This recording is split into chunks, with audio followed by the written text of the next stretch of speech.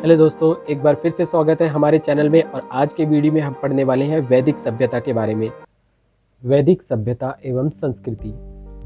ऋग्वैदिक काल 1500 ईसा पूर्व से लेकर 1000 ईसा पूर्व तक तथा उत्तर वैदिक काल 1000 ईसा पूर्व से लेकर 600 ईसा पूर्व तक। वैदिक काल भारतीय इतिहास में 1500 ईसा पूर्व से लेकर 600 ईसा पूर्व तक के काल को वैदिक सभ्यता की संज्ञा दी जाती है। वैदिक सभ्यता को दो स्पष्ट कालखंडों में विभाजित किया जाता है।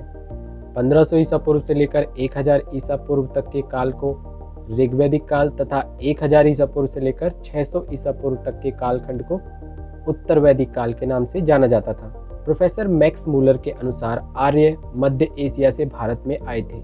भारत आने के पश्चात आर्य जो है सर्वप्रथम सप्त सैंधव प्रदेश में बसे, जो कि आधुनिक पंजाब में पड़ता है। दोस्तों, वैदिक सभ्यता का विकास जो है ग्रामीण अर्थव्यवस्था के आधार पर हुआ था।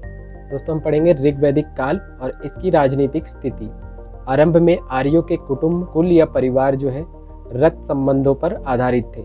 अनेक परिवारों को मिलाकर ग्राम बनता था, जिसका प्रधान जो है ग्रामणी कहलाता था, तथा अनेक ग्रामों को मिलाकर एक विश्व बनता था, जिसका प्रधान विस्पति होता था। कुटुंब या ग्रह सबसे छोटी प्रशासनिक इकाई थी।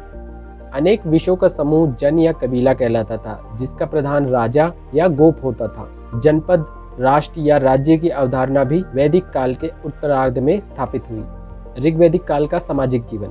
ऋग्वैदिक समाज का आधार जो है परिवार था। परिवार पितृसत्तात्मक होता था। पितृसत्तात्मक तत्व की प्रधानता होते हुए भी परिवार में स्त्रियों को यथोचित आदर एवं सम्मान दिया जाता था। दोस्तों, उस समय बाल विवाह की प्रथा प्रचलन में नहीं थी तथा अंतरजातीय विवाह भी होते थे, मतलब एक कास्ट का विवाह दूसरी कास्ट में भी हुआ करता था। आर्यों का प्रारंभिक सामाजिक वर्गीकरण कर्म के आधार पर हुआ था। आर्यों के 3 प्रमुख वर्ग थे, ब्राह्मण, क्षत्रिय और वैश्य, तथा एक अन्य वर्ण भी था जो इन तीनों वर्णों की सेवा करता था, जिसे शूद्र कहा जाता था।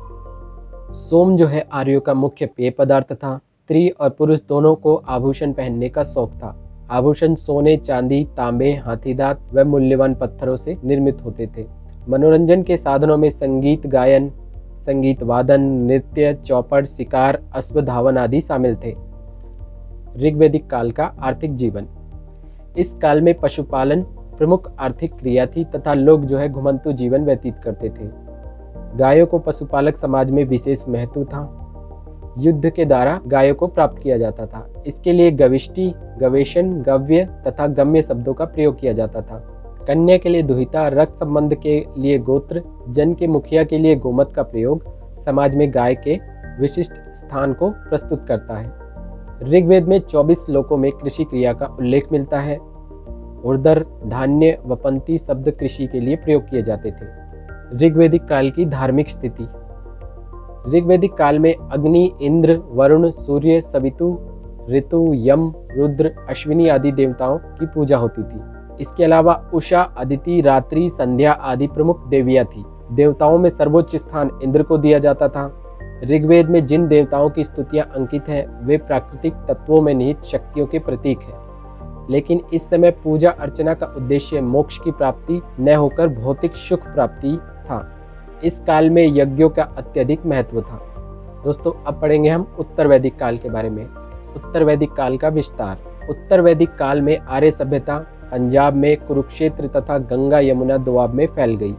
कृषि प्रधान अर्थव्यवस्था, कबायली संरचना में दरार पड़ना, वर्ण व्यवस्था की जटिलता आदि इस समय की मुख्य विशेषताएं रही।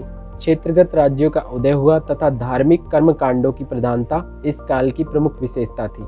तकनीकी विकास के दृष्टिकोण से इस समय लोहे का प्रयोग सर्वाधिक महत्वपूर्ण माना जाता है। अब आते हैं राजनीतिक जीवन पर।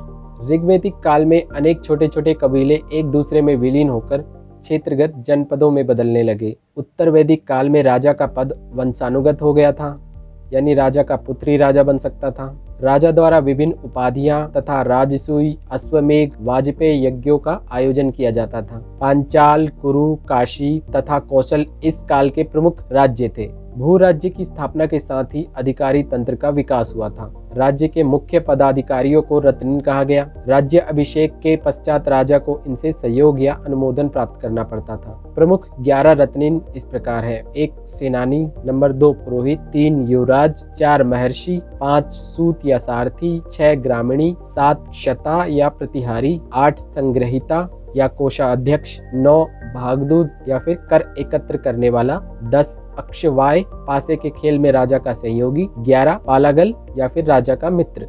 अब आते हैं उत्तर वैदिक काल की सामाजिक संरचना के बारे में।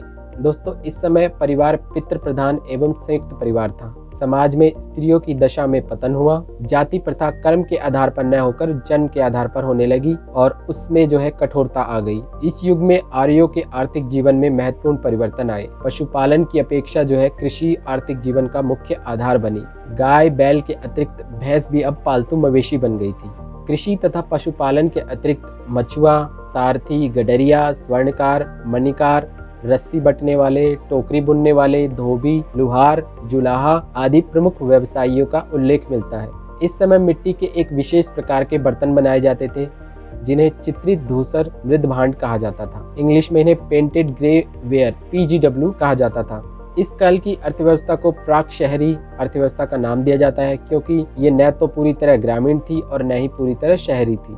अब आते हैं उत्तर वैदिक काल के धार्मिक जीवन के बारे में। दोस्तों, उत्तर वैदिक काल में यज्ञ तत्कालीन संस्कृति का मूल आधार था। यज्ञ के साथ साथ अनेक अनुष्ठान प्रचलन में थे। समाज में ब्राह्मणों का प्रभुत्व काफी बढ़ गया था क्योंकि सिर्फ वे ही धार्मिक अनुष्ठान करा सकते थे और इस समय लोगों का जादू टोन में विश्वास भी बढ़ गया था। थैंक यू दोस्तों। वीडियो अच्छा लगे तो लाइक, शेयर और सब्सक्राइब करना न भूलें।